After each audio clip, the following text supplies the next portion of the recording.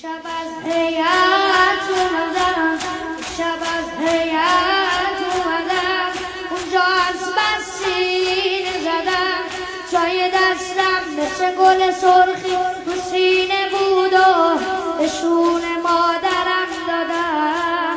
مادرم گفت نشون دادی پسرم مردی، مادر پیش زهرا رو سفیدم کردی، مادر پیش زهرا رو سفیدم کردی، مادر.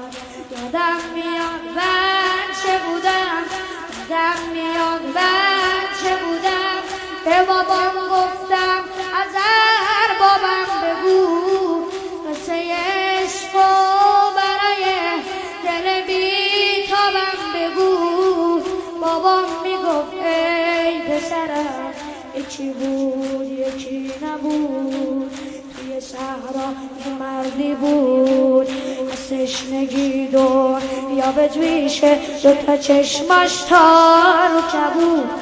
قصه به این جاش که رسید، قصه به این جاش که رسید، بغض دل من ترکید، بغض دل من ترکید، گریه‌مونم رو برید، کبوتر سینه من به کربلای پرسید.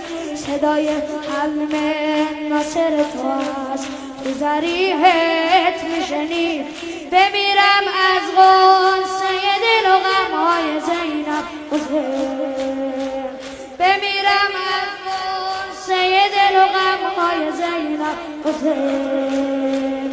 الهی تو مجلس تو جونم بیاد بر لب حسین، مبتلاتم خاک پاتم حسین، ارباب بیکفم دل داده کربلاتم حسین،